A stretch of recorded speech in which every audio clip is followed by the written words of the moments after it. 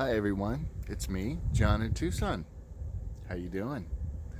Thought I would go ahead today and give you a little bit of a breakdown on a very special modification that I made to this RV. I've only had it now for, 2 months, 2.5 months, something like that.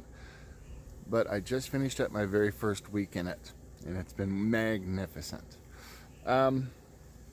I live in it full time, and I did some modifications to it when I purchased it so that I could go ahead and be able to boondock, living out in the middle of nowhere on BLM land for free.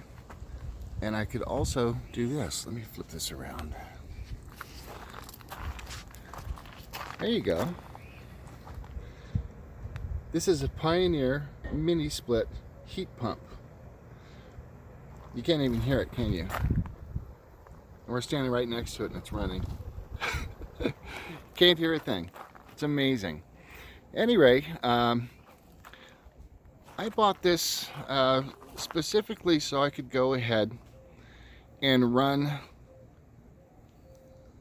this air conditioning off of my batteries, which I have locked up here. In this bay here, I have 6 Battleborn 100 amp hour batteries. Let's see, is this locked? Probably. Of course it is. And I have a Victron 3000 Multiplus inverter charger, and then 2 Victron MPPT solar controllers.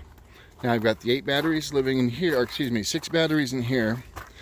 The overflow of 2 other batteries is right behind here, so I have 800 usable amp hours of lithium iron phosphate Battleborn batteries that run this, in addition to the 1600 watts of solar just laying flat up on the roof. And what I did was I removed both rooftop air conditioners. That was a total of 28,000 BTUs of cooling, strictly cooling, and I replaced both of them with one of them has a max air fan where the AC was, and the other one I just had covered up. And that gave me additional room for more solar panels. I've got room for another 600 watts up there, which I will be installing this fall at the van build out in Quartzsite, assuming they have it. I hope they do. So that would give me 2200 watts of solar on the roof as opposed to 16, which is it's a nice upgrade. It's a want to have, it's not an actual need, because this the solar keeps things humming along nicely. Now, running this in the heat of the day, say it's 105 degrees, because I am in Arizona.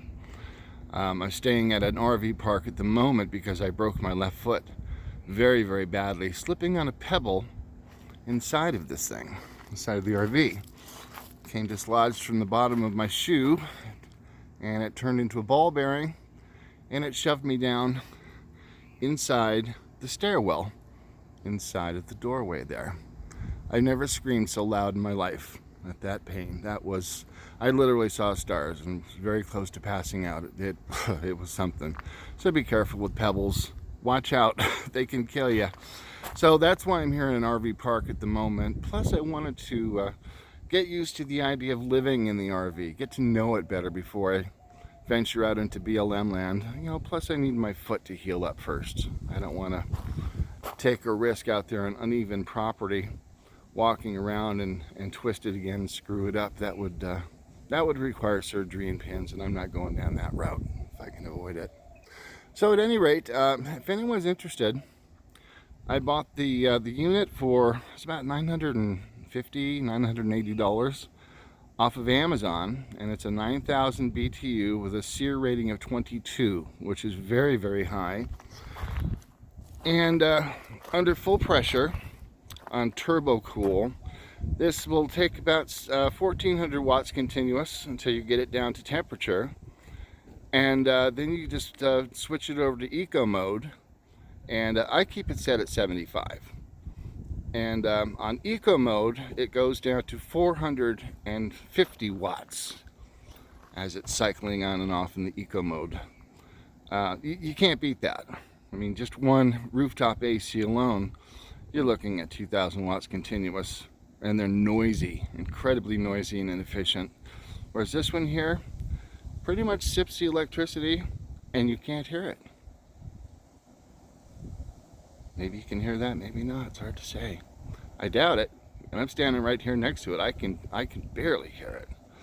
So if you've got the finances and you are into solar, and of course the newer medium of battery storage, which is lithium, and I went specifically with the Battleborns, despite their price of $849 a piece with a discount, because of the fact that they have the best BMS in the market, and it's a lead acid drop-in replacement.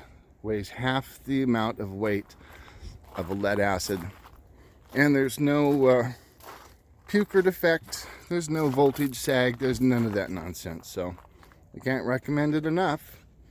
At any rate, guys, if you have any questions, leave them below in the comments, and let me know what you're up to. You guys take care.